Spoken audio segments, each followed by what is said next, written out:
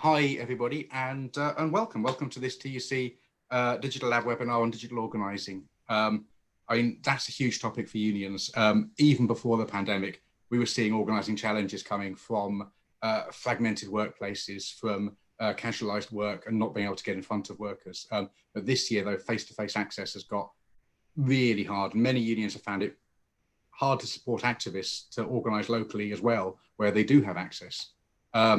So we were really interested to hear about a new survey from the organising consultancy Tectonica in partnership with our friends at GQR, looking at the state of digital organising across Europe. So we got in touch with its authors who've joined us very kindly to talk about what's going on across Europe and what options might be for UK unions. So we've got Filipa Mladenova and Ned Howey here from Tectonica. They're going to be telling us a bit about their findings and we'll have scope for questions. And they've also got some kind of tools that will help organizations to benchmark where they are on this journey, because I think one thing that our surveys and also your survey, guys, have found out is that everybody is very much on a journey with this. So finding out where we are is really useful. I'd like to welcome Ned and Filipa to tell us a bit about kind of why they've been looking at online organising and what unions need to know about it. Absolutely, and thank you so incredibly much for the invitation of TUC, and John, thank you so much for bringing us in on this. As you mentioned, we have some fresh data, just hot off the presses actually, that we just published a little over a week ago. And so it's really exciting to have this opportunity to talk in real terms what this means.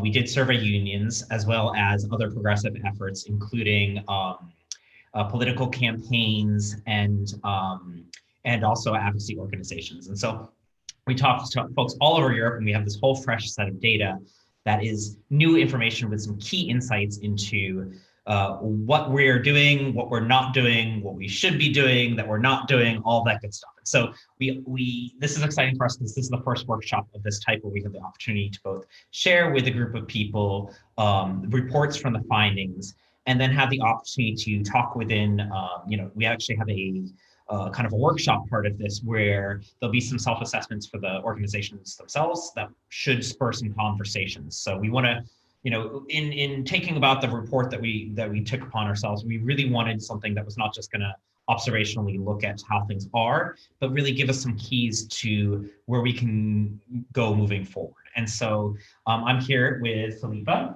who's actually behind me, but she looks like she's next to me. There we go. She's in dual, she's in 3D right now. So, and I'm also really excited because this is our first workshop since the report has been released, that I haven't been falling asleep, because last one was right in the middle of all this election madness in the US. And I think I was sleeping about 3 hours a night, maybe, following what was going to happen to the fate of our world. So I'm much more refreshed now and in much better spirits than I was last week. So excited to be here with you all. We have a little bit of a presentation to start. Also, please feel free, if you have questions along the way, use that chat dialogue. If you have anything that you need help with or any accommodations or having trouble with any technology, don't hesitate to drop some notes in the chat. That chat is how we know that we're not just talking into space and we're not alone and you're out there. So feel free to communicate with that. We really want to make this hands-on and utilize the group knowledge as much as we can too. So we'll have some time for talking and whatnot. So I've got a little slideshow. So I'm gonna share some screen here and share my slideshow. Let's see. All right, and let's go to presentation. And we're very lucky, I have to say, at Tectonic here. Everything looks beautiful because we have a brilliant creative team with amazing designers. I can't draw a stick figure, but I'm very lucky to have this wonderful presentation to accompany the talk that we're going to do today. And so, Ned Howey and Filipa here, and really we're going to talk a little bit about digital organizing itself towards really specific strategies towards building collective power. So the report itself, so that folks know, is, as John had mentioned, was with GQR, who is an incredible, innovative polling firm and does amazing work. And it was sponsored in part by Nation Builder, Care2, and the Association of Civic Tech Europe. So we're really thankful for folks that participate in this. both sponsoring it and of course any of you folks that were involved in either the surveys that we did, the interviews that we did, or the broader survey. Thank you so much, because without all these different players involved, we never would have gotten such incredible insights. So to tell you a little bit about Tectonica to start with, and why we're here to begin with, Tectonica Digital Campaign Solutions is based out of Barcelona. Although we have folks based in the US, in Buenos Aires, and in several places in the world. We are a group of 22 folks, 22 people, with a broad set of specialties that play, both backgrounds and specialties extremely diverse, that work in different ways with organizations, unions, political parties to really unleash the power of digital organizing to its fullest. So I like to say sometimes to people, the best way to describe it is we're like the Fab Five of digital organizing. We don't do hair and makeup, but we have these little specialty kind of areas that can kind of come in and help you transform your digital organizing practice in whatever ways you might need with our different specialists across the team. We have worked in about 400 projects now over the course of almost a decade in 36 countries. That number was just updated actually on a slide deck by our designers. Last time I saw it was 35. So we keep growing countries and we keep learning from all those projects that we do. And fundamental to our beliefs, we're a values-based business. And fundamental to our beliefs is that we believe that real change doesn't really come from technology, it really comes from people. So our methods are always the first thing, even though we are kind of a technology business. Our methods are the very much the core of what we do in our work. So real quickly about our services too, so that folks know how we're looking at this, from what angle we're looking at this, so, in our experience in 400 projects. We have a full set of services here that offer everything. We like to think of digital organizing not as a department or a position, but it's a discipline.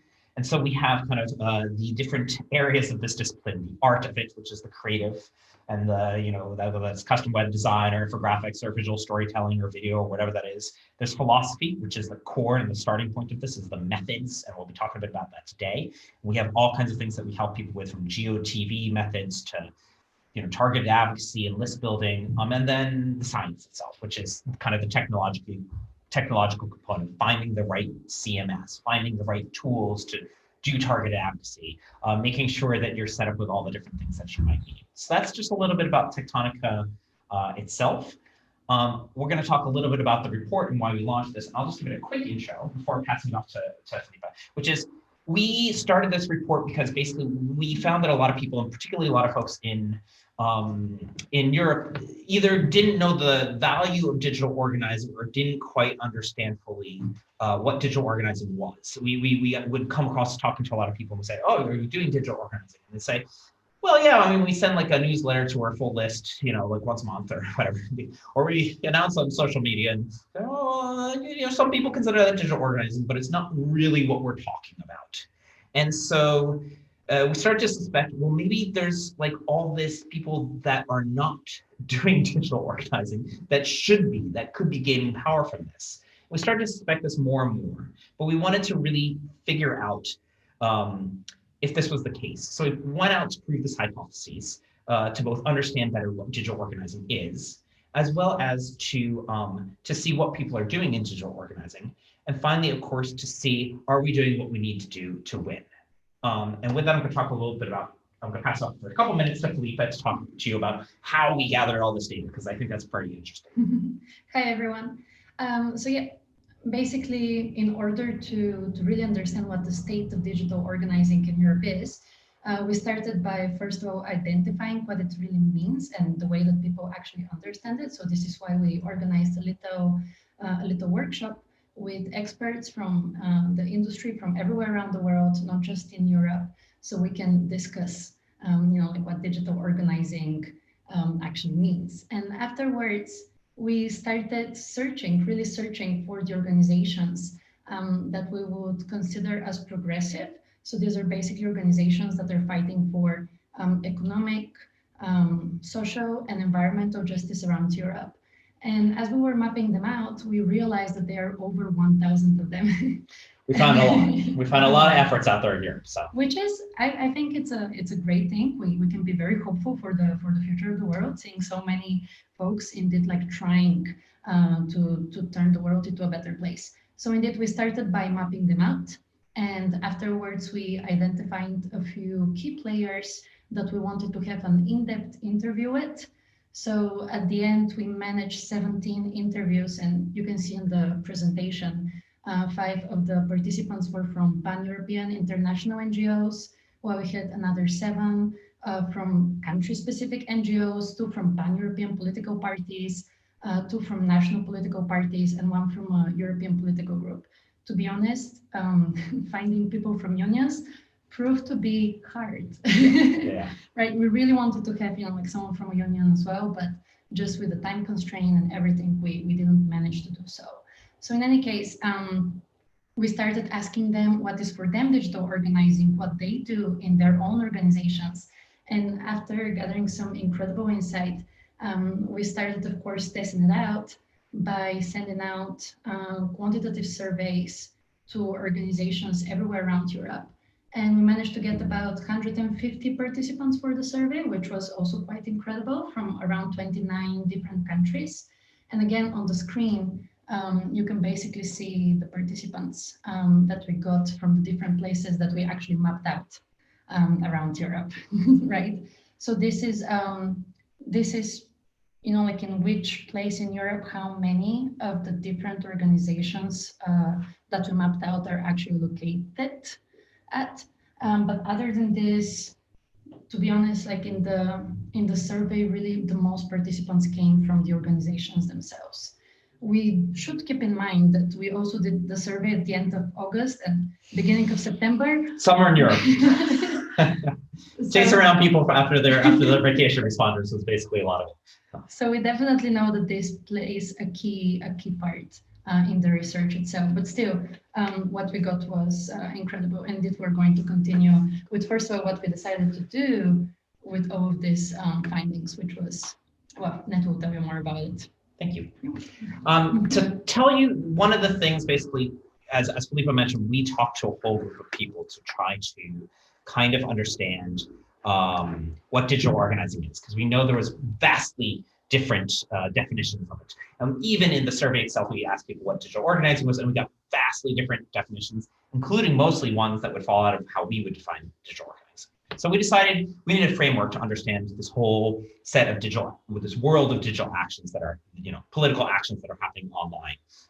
Whether you call it digital organizing or not, everything that's happening online, we wanted to basically be able to map and to understand and to put into a framework that made sense for what people were doing. So this is our 5-part framework. You can find this on our website too. There's a blog post about it, and there's a whole PDF download just on this. We're going to be working on this a little bit in the workshop too, to see how different people are doing different activities and how it relates to this.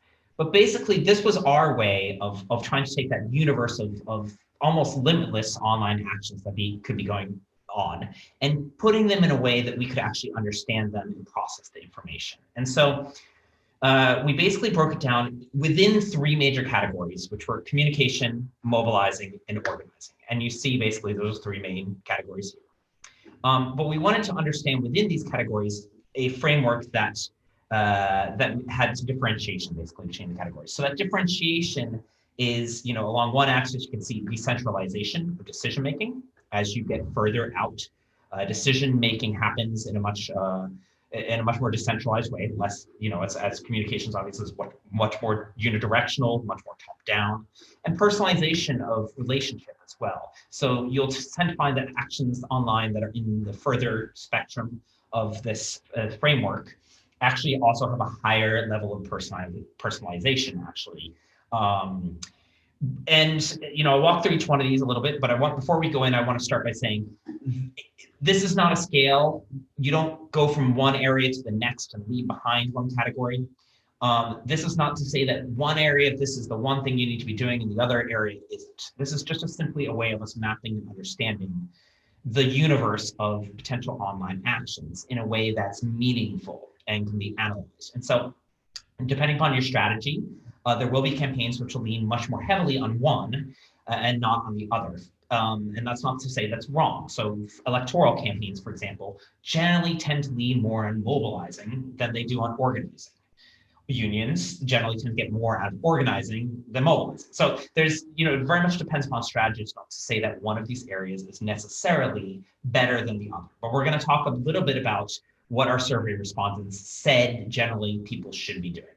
There's one more thing that's really important for this too, which is that these areas are reliant upon each other. So, I don't mean to kind of like talk smack about communications. I don't want to say communications is garbage, because communications is actually very meaningful one-way communication to get your message out, to build a narrative, and also to have people understand who you are so that they can become involved.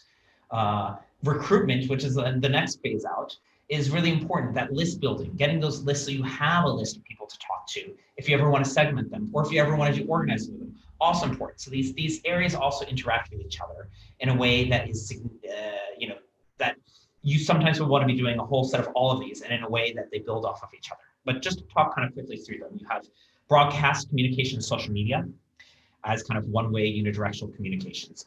The next out, which is the first of mobilizing, is recruitment, list building, and engagement. So that is actually like using petitions to get people to sign up. Doing those activities that basically fundraising campaigns that find new people to donate money.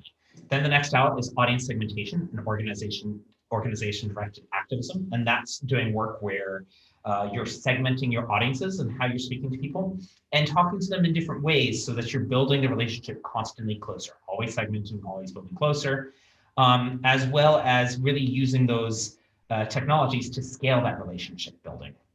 Within organizing, which is the next phase out, we have supporter-based organizing. Digital mobilizing is blended with organizing. So it's usually the organization or the union will pick one theme or topic and work with people to actually go out and do that, to go out and do things that create their own content and strategies and things, but based upon something that's centrally determined.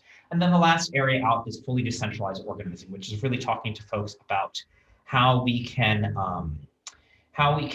basically have independent groups that are autonomous, that have leaders, that are determining their own strategy. And in an ideal setting, to some degree, the organization itself is really accountable to those organizers, to those activists. We find that this, this is what we really call the most grassroots, where you're taking your cues and you're listening into the activists that are out there independently, doing actions online, but also independently kind of bringing their issues of their lives to the organization itself. So we'll talk a lot about this within the workshop too. But one thing I want to throw out there that I have found in our own work, this isn't part of the report, but one thing that we find builds wins usually is going further out. It builds more trust. So that's trust is kind of a commodity that we work with a lot. It's a essential commodity basically to winning in politics. And so what we find, of course, trust is a key component of this. Could probably talk a long time about this, but I'll move on. But trust is impacted by how you implement different activities across this 5-part framework. These are different areas which we'll talk about later, but just to understand that we didn't survey people, we didn't go to people and say, hey, are you in this category, doing this. We actually asked them about the activities that they're doing. And we're going to go to all of you that want to participate in this workshop part of this. And we actually have a tool which you can use for self-assessment to see where your organizations are doing compared to basically the rest of Europe and where people think that Europe should be. So this is our key findings. The first one, probably most people here are feeling familiar with. But basically, we heard very strongly, especially in our interviews that we did with people, that the right is actually winning online.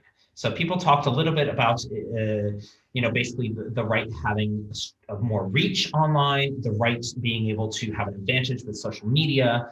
And also in our work, we also did find that people thought that the right were generally running stronger campaigns. So there's a slight prevalence, a slight leaning of progressives acknowledging that the right is doing better campaigns online and certainly having greater impact. So we know this by the state of the world.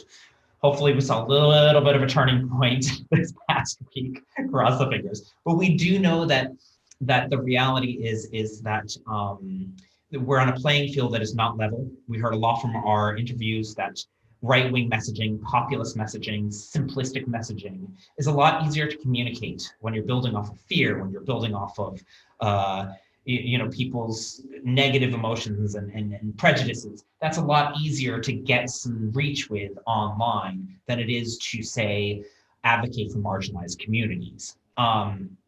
So one of the things that we saw here, of course, was very much that we have this big challenge ahead of us, and we're not necessarily doing what needs to be done. This is the key learning that I really want to share with you guys when we talked about this in the workshop itself, which is that we basically surveyed people all the list of a bunch of different activities. If you guys took the survey, you saw these, they were randomized so that we didn't, unlike our tool that we have that is not randomized, they were randomized in the survey itself, so there wouldn't be bias towards things. And we didn't tell people what activities fit into what categories. But we basically went back afterwards and we looked at what people, we first asked, what should campaigns be doing? And the amazing thing is we actually had an amazing response that basically this top line here, if you see it, where it goes up here, showed that people basically think in these activities, we more or less should be doing an equal share of all of these activities across the spectrum. And maybe just this tiny little blip up during audience segmentation and organization directed activism under mobilizing. But for the most part, that there should be some degree, the successful campaigns will use some degree of a mix of all these different parts of the framework. We have also had this supported by social scientists like Harry Hahn, who's come in and said a blend of mobilizing and organizing is what works for civic organizations and what tends to build power for civic organizations. And we've seen it as well with our own work. And then we went back. The next question in our survey was asking people to look at those different activities and actually ask folks, well, what are you doing? What is it that you are actually doing? What kind of online activities, to what degree are you doing them? And this is where it gets really interesting, because you'll see that in terms of the broadcast communication and social media, for the most part, folks are kind of like slightly exceeding what they think they should be doing. But as we move further along the decentralization kind of spectrum here, you'll see we are doing less and less of these activities as progressive organizations and movements. And so you'll see that this divide starts to happen along recruitment and list building. There's still a significant shortage of what we're doing, but it gets even worse as we go down towards audience segmentation, supporter-based organizing, and then fully decentralized organizing. We look at a gap there that's 73% think we should, or we should be featuring either greatly or somewhat, basically within our campaigns, but only 32% reported that they actually are doing. So we have this ginormous gap, basically, that's happening between what we acknowledge we should be doing to run campaigns and what we are actually doing to run campaigns. We talked a little bit about, of course, the question around this. We know, wow, there's this huge area of work that we should be doing more, and to win, there's this giant potential for the power of digital organizing that's not being implemented in real terms. And of course, it wouldn't be right to just label that without starting to understand what are the barriers, what are the reasons that people are having these problems. And I've been working for 2 centuries. It feels like 2 centuries, 2 decades. It feels like, sorry, that was. It feels like 2 centuries for progressive organizing and NGO work and whatnot. And I always expect, of course, lack of resources to be the first thing that pops up, because of course we're classically underfunded in the work that we do. But actually, in this case, wasn't the first thing that appeared. What did appear as the first thing, interestingly enough, was low levels of education on digital organizing best practices. So it became really clear within this, both the survey itself, the quantitative survey, and the qualitative interviews that we did, that the huge problem is that there is not enough clarity from folks on how to do this work. There's a huge information gap on what you can be doing that actually works. Part of that is the acknowledgement that these online methods are very new. It's a very new field. But more than that is that there's not a lot of formalized training and support for folks, or they're not bringing in those trainings and support. We actually ask people, we can see lots of related things. That the third one down is lack of hard skills. So that's related. Obviously, no training on best practices, there's going to be a lack of hard skills. But one of the things that we found interesting here is that this first one has two components, one of which is lack of training that's out there. But the other is that we heard mentioned in our interviews with people was that it's also a lack of best practices in general. So there's a giant kind of misunderstanding about what is actually working in this. And we see this kind of vicious cycle that people observed and saw in the data too, which is people, because there's not a lot of training out there, people will just assume that what they see other people, other campaigns doing is the right thing and tend to emulate it, tend to copy it part and parcel without knowing whether it's working or not. We saw this in the data in a very interesting way because we asked people, well, where are you learning digital organizing from? Mind you, the overwhelming majority of people, almost all the survey respondents, were people running digital organizing programs.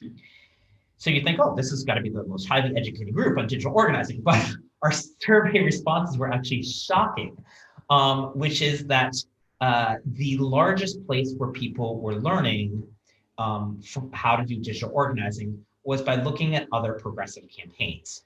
Now that would be great if we had a wealth of knowledge around other progressive campaigns that were doing really well, but we actually asked people what progressive campaigns in Europe are doing well.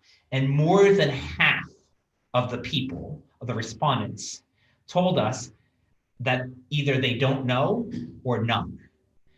So if the primary source of us learning how to run campaigns is education, or is by watching other campaigns, and half of the people can't even name which campaigns are doing well, we have a very serious problem before us. One of the other things that was very interesting that came out of that is 13% of the respondents actually named that they had absolutely no formal training, like zero, not even from colleagues.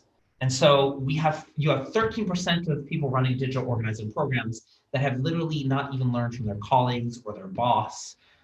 They have learned from nowhere how they're supposed to be running these digital organizing programs. And so we have a giant lack of the kind of scientific formalization of our industry.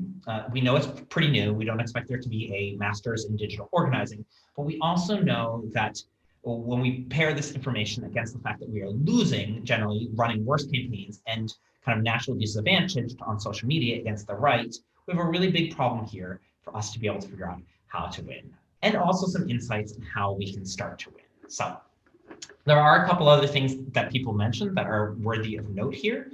One of those was that a lot of people theoretically believe in distributed organizing, but have a really hard time with the decision makers within their organizations, kind of moving them culturally to trust enough to actually have distributed organizing. And so we had one person, an interview with one person that was amazingly fascinating. And he said, my boss came to me and said, run a distributed organizing program, decentralize, get activists going.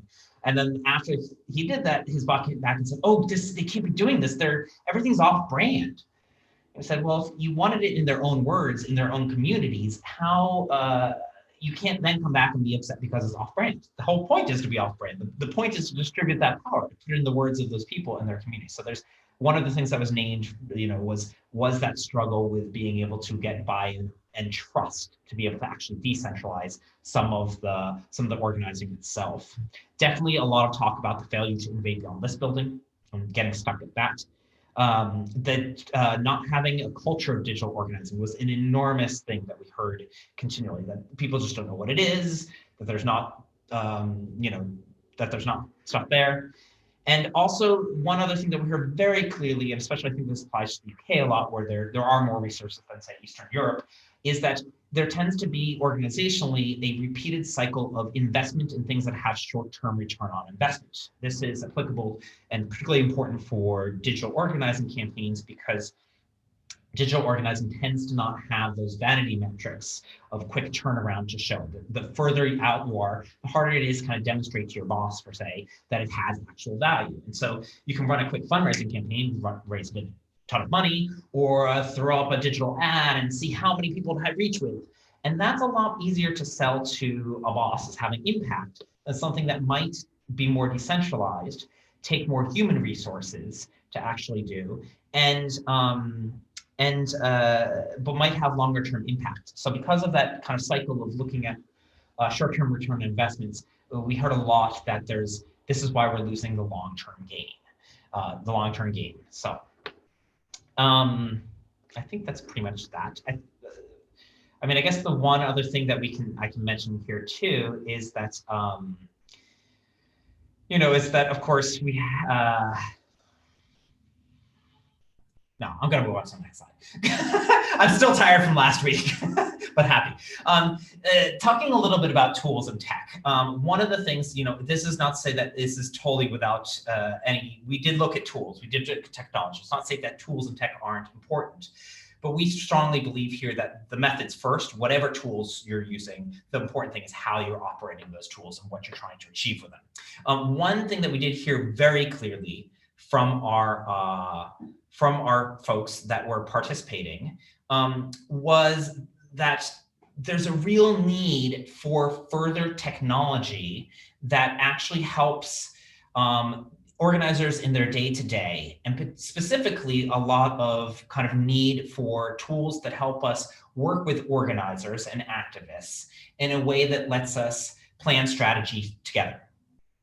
Excellent if it can be online, even more excellent if it can be asynchronous. But that there's this enormous kind of push for tools that are going to be more collaborative. Now, the ones that are already out there, we already know it. Zoom is everywhere. Everybody, my dad's on Zoom, so everybody's on Zoom. And especially 2020, we know this is the thing.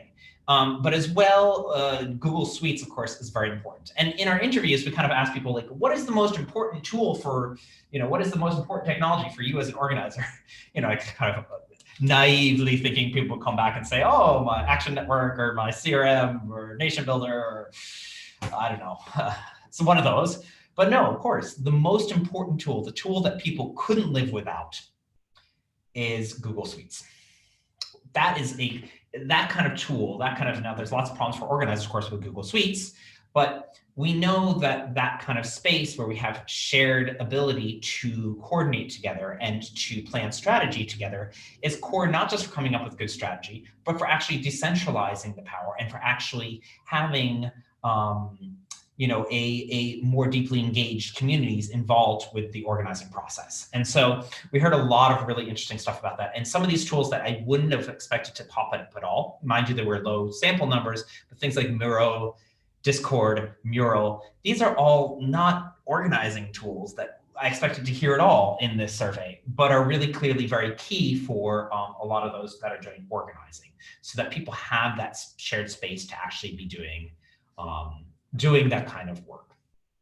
I'm going to quickly, we did throw a few case studies out there, and I did just want to mention this one, which you guys, a few of you might know because it is an awesome union, the FNV in the Netherlands. I think the biggest union in the Netherlands, trade union in the Netherlands. We love them. They're actually a client of ours, so we get to shut off a little bit and be proud. And they have the 414 campaign, which of course is the fight for 14 euros. It's a fairly new campaign. It just started this past year. And I think it tells a very good story of what a lot of folks are facing in terms of trying to innovate and trying to move forward, and of course, a very interesting year. So their 414 campaign is one of the ways that they have created a specific way for people within the way careers work now, for anyone to basically be involved in a united working class movement together, where we are fighting for something that is united together. And so it's not funny, but we signed a contract with them at the beginning of March with this huge plan for the work that we would do with them. And, with their one digital organizer that would support all their field organizers. They're awesome team, amazing. Their digital organizer is super brilliant and awesome guy. And of course, 3 weeks later, COVID, social distancing. This is probably an experience that a lot of you are going through. We canceled all the plans and said, okay, we're going to teach on digital organizing.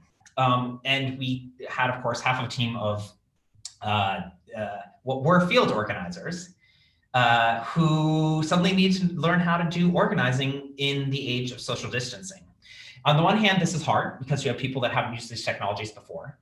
But as I said, it's not actually about the technologies. And I think that with 414, while there was technology learning and how the idea of how to move relationship building at scale online, there was really wonderful that we as a whole team of people that wasn't expected to be a whole team of digital organizers, that we're now able to dive in different aspects of digital organizing. The campaign over the last few months has done particularly well.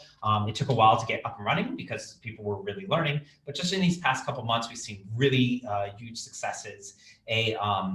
Their first petition that went out, their first significant petition that went out there, 50,000 plus signatures at this point. They've got local teams and local organizers that are doing things, and lots of exciting stuff that's happening, building towards even that. Just this week, we started to hear some of the right-wing parties start to actually, we're planning for the center parties to actually start paying attention. Now we actually have the right-wing parties. So hopefully there might actually be movement towards the whole of that. And of course, all at the same time, finding a way to build strength and union membership and power. So that's a really great campaign to look at. One thing before I go into Q&A, and I'd love to walk through Q&A before we start to get into our exercise that Filipa will take us all through, I want to encourage anyone at any point to sign up for the Tectonic Organizing Network. It is a center where we have a lot of resources on digital organizing on all different places on the framework of digital organizing too. Definitely would like to encourage people to sign up on that as a really good resource. As it's, just tectonica.co/TON. That's TON for Tectonic Organizing Network. That will send you right there that you can have a look at that. So, all right. I think am I on time? Am I on schedule? You're amazing. Okay. Why don't we, it'd be great. Why don't we take a look at if folks want to put some questions or have some questions on that. I don't know if we can have people raise their hands too, or John, how would you like? If anybody, there's a Q&A button at the bottom. And we've got a first one in here from Sarah saying, I feel we're all conflicted. We want to use digital organizing, but we find it hard to believe that it can replace face-to-face organizing. And that's a self-fulfilling prophecy. If you don't believe it, you don't commit to it. So maybe it doesn't work. Do you agree with that? Sharing good examples of organizing that's worked is important, and also recognition that digital organizing also leads to people connecting in person and what they can and need, so it doesn't replace human interactions. Yeah. Is there a leap of faith there, Ned and Filipa? So this one's super complicated because number one, when people talk about digital organizing, they're often not talking about the same thing. So often people say digital organizing is not going to have the same power as offline organizing. If you're talking about communications and sending and list building and sending that once a month newsletter, I would 100% agree. The reality is yeah, those activities are not going to build relationships. And like my mentors actually come from field organizing. Like I usually start my digital organizing trainings with a video interview that I did with one of my heroes who worked on the Harvey Milk campaign in the 1970s, knocking on doors across California to fight for gay rights. I think the principles there are the same thing that we need to be doing on digital. Now, will we ever be able to build digital if we're doing it in the wrong way? No, it's gonna fail.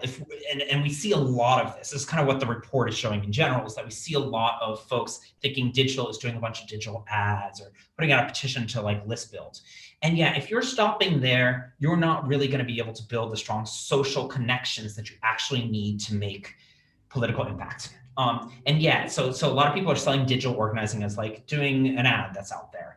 And I don't believe, like persuasion ads have for political causes have like a 0.07% like change or efficacy. I mean, it's almost nothing, right? Like digital ads don't have a lot of that impact. But we do believe that there are online methods, and especially in this day and age, the kind of idea that field versus digital is even a real thing, I think is kind of irrelevant. Like we heard a lot too, and this is in the report itself, but I didn't report it, that this concept of field versus digital as kind of the framework of thinking this kind of is not really that relevant anymore. One, because it is agreed that there is, we're living in 2020, it's the age of social distancing. And yeah, I might experience my parents mostly through Zoom these days. So there is this kind of forced necessity in the current age to unleash the power that is online in those online communications. But we also acknowledged that traditional digital organizing stuff that's really about not digital organizing, but mobilizing, that in itself alone doesn't actually lead to a lot of impact. And we heard a ton of this, that basically folks that are just doing that kind of activity, that's not really where you form the kind of things that you need to do. Tomorrow I'm going to put out a blog article that's all about, I don't think causes build movements. I think that causes bring in people, but what builds movements is the connection between people as a shared passion for that cause.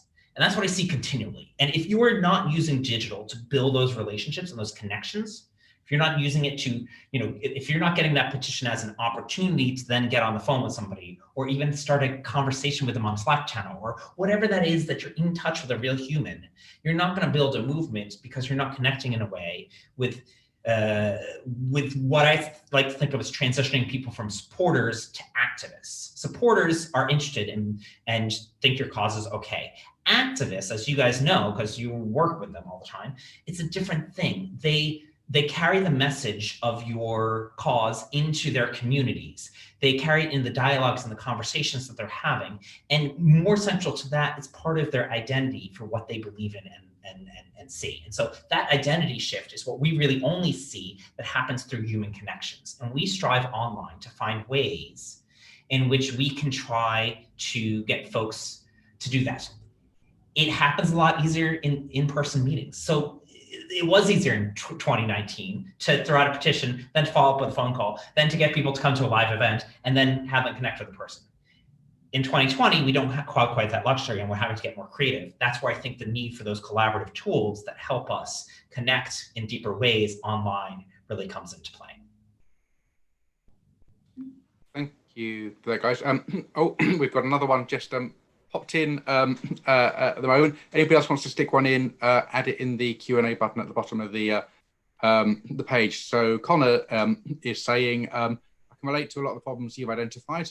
So lack of knowledge and training, limited institutional buy-in. Connor is in a region with a large national union, doing comms, list building, mobilizing, and limited audience segmentation. So in your level 4, to get organizers to follow up with people who fill in surveys and petitions. What would your advice be in terms of the first steps to move towards genuine digital organizing rather than digital comms gathering supporters' data? So this is what our workshop is on. So this is a great lead into the exercise, right? Because in each case, it's not the same. We know that the barriers are different in each case, and this is where I want us to have a conversation. It has to be strategic, and it has to be specific to the organization that you're working with. I have some ideas about it, but I want to come back to that conversation in the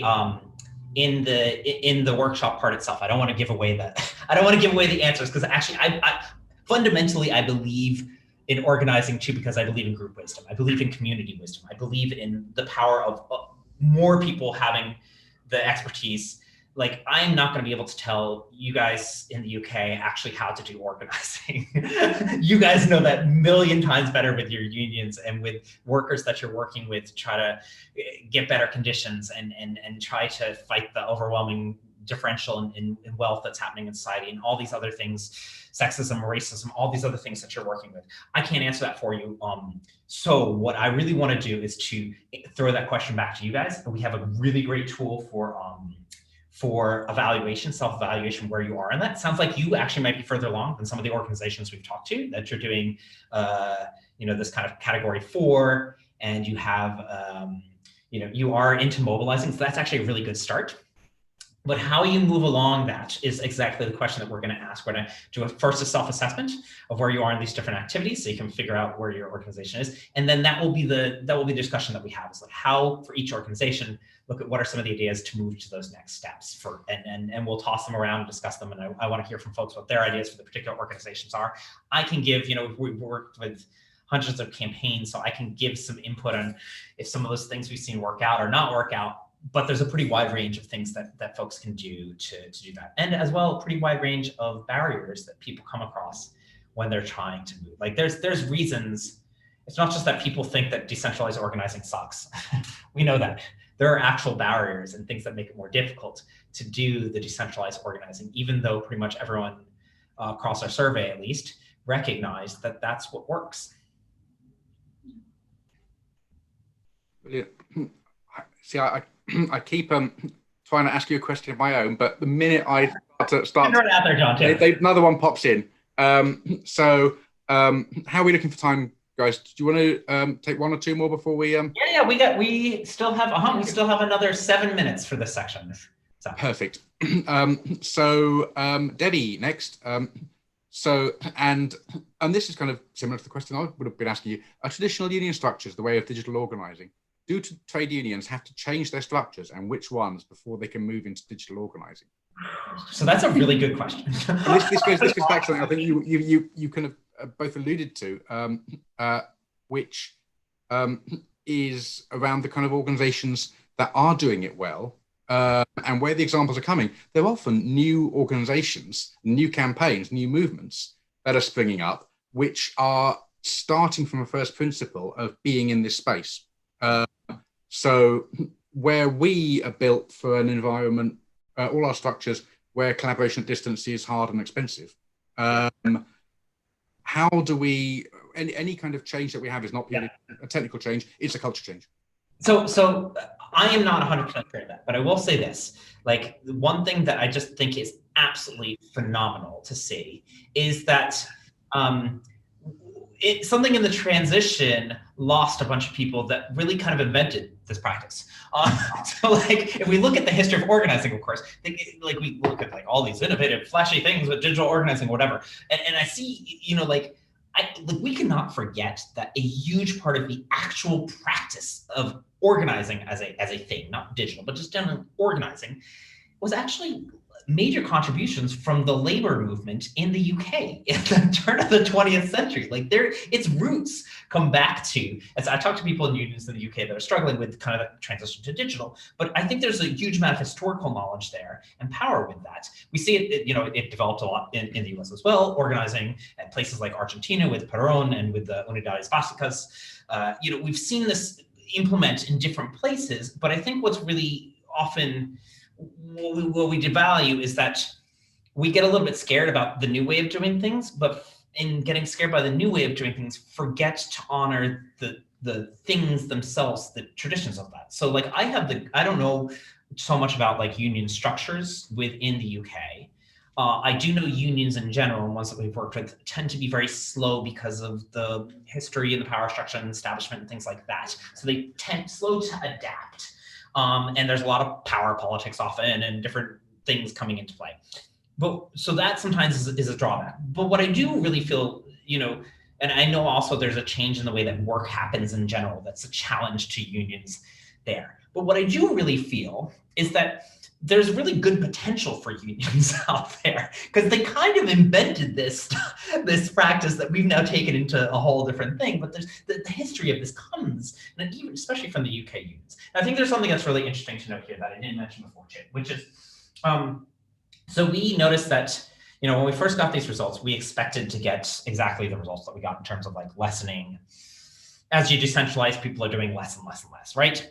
But we wanted to do originally regional segments of the data, but it turned out that we didn't have enough sample size in Eastern Europe or in some other regions to actually do a proper sample size. So we said, you know what, we're going to actually segment this out and just segment out the UK versus the rest of Europe, because we want to get an idea of who's really doing better at this. And I kind of went in assuming, we got a ton of UK responses, a ton of organizations in the UK. There's a ton of organizing going on. There's a lot more money and resources in the UK generally for progressive stuff. And I kind of expected it to be like, the UK is really doing better at that decentralized organizing. And it actually ended up entirely exactly the opposite. And so what it looked like actually is that the rest of Europe was doing much stronger, again, not nearly where they thought they should be, but much stronger on the decentralized end of things. And that the UK organizations were much more stuck in, honestly, in that communications and earlier parts of mobilization. So we took a couple other segments to look at to try to figure out what is causing this. And we found out also that the same pattern existed within organizations that were more well-funded and larger in terms of supporters. And so our theory, now we don't have the data to actually back this up, but our suspicion basically is that a lot of organizations are actually, like in Eastern Europe and in places that are less well-resourced, are doing this out of necessity. Now that's okay. They're doing the right things out of necessity. I'm totally okay with that. But I think this relates back to our problem that we have with the return on investment, where we're chasing after things. It's very easy to think, I got a ton of reach with that digital ad to reach 10,000 people. That might not be as actually valuable in terms of the long-term goals as the organization in Hungary fighting an authoritarian president and successfully using decentralized organizing to reach out to small local communities. And so I think that we sometimes rest on our advantages that we have. And this is something that I would caution unions a lot around, which is, I know there's difficult innovation, difficult decision-making, and often because there's kind of these giant chunks of resources set aside, there's, I think, a harder convincing that needs to go on to do something like decentralized organizing and starting independent groups versus something like, let's do a giant ad buy. It's kind of the, a dangerous, be careful what you wish for. It's a dangerous trap. Brilliant, thank you for that. We'll take one more before we carry on, which is from Luke, who'd like to, you answered Sarah's question, but he's saying, coming from the perspective of a global union federation, and kind of digital divide type stuff really here, they're running cross-border campaigns, organizing and campaigning against multinationals. Now they've got obvious challenges there. They've got language, cultural sensitivities, access to technology. Really interested to know your thoughts on how you overcome these challenges and lessons from campaigns that you've run in diverse communities and countries where that's not so prevalent. And is that something that points to those areas where you've seen lower resources that you can talk about? And this was named very specifically as one of the European specific challenges too in the report. I encourage everybody to read the full report because there's lots of answers and insights to things like this, but language barriers and the cultural differences across Europe is significant. I mean, that's a significant challenge. Running we talked to one person running a pan-European campaign that was just like, yeah, really running a united pan-European fully organizing campaign is not really a thing. And you have to go out there to be more decentralized because you need those local community leaders representing it in their own language, in their own strategy, in their own culture. And so even more important, that kind of like level of decentralization. Do we want to do the last one before we move on to the? Yeah, sure. So Oliver is saying, if digital ads don't persuade, seeing as you could be a bit down on the on that end of the spectrum, what does? What are the digital tools or methods that lead to persuasion and behavior change? People. The only way that we can really do this is by building relationships. Having those activists actually in those communities that represent us and build those relationships on our behalf. I agree. I'm not going to say, by the way, digital ads as persuasion tool, I think, is almost entirely ineffective. But I'm not going to say that digital ads don't have any purpose. They do. Getting your narrative out, finding new people to get involved, driving them towards a petition, there are purposes for digital ads. So I don't want to totally say there's no point in digital ads. But we tend to rely on those things. Oh, I'll just change people's minds by tell them how important workers' rights are. Nothing happens. And that's because the real way that we see societal changes and the ways that we see impacts into political stuff, from what we're seeing at least, is that you have to get more deeply into those communities. How do you do that in the digital age, in the social media age? You have to earn trust. And darn, is that a harder job than throwing out a digital ad. It's much deeper, and with the campaigns that we've seen succeeded. One of the things that we saw too, like we got a lot of comparisons to like Black Lives Matters from when we talked to people in Europe. And what people didn't realize sometimes in Europe is that it's not like Black Lives Matters popped up last year and suddenly had a huge success and had like a really good strategy. They've been spending years building the groundwork to that, to get into communities, to get into actions, to get visible. And it was just when they hit that tipping point that suddenly the rest of the world kind of saw the work that they were doing. So this is not fast work, and it's not easy work. One of our values at Tectonica is changing worlds takes hard work, not tricks. And we really stand by that. Like, there's lots of people selling smoke and snake oil. There's lots of cool things to build out there. But no matter what you're going to do, if you're actually going to fundamentally develop those deeper relationships, it's going to take time and resources and effort. Great. I think we're about wrapped up on time here. Thank you, Beth, to you as well. I hope other folks found this useful. I just want to thank John. Thank you so much for the invitation. This is wonderful to connect with folks. You guys are doing, we need unions now more than ever. So it's really wonderful to see. I hope this was useful and useful for folks. Please do join the Tectonic Organizing Network. Feel free to share these with your coworkers, and hope those tools come in handy. Feel free to reach out to us if you have any further questions. And again, thank you all so much for coming, and John for the invitation. So. Thank you very much. Thanks to Filipa and Ned. We'll be putting out an email with the kind of links that we've had to that tool, to the survey, and kind of getting your kind of feedback and thoughts. So look out for that coming soon. And keep checking at digital.tuc.org.uk for more events that we have coming up. Cheers. Thank you very much. Thanks, guys. And thanks, John. Take care.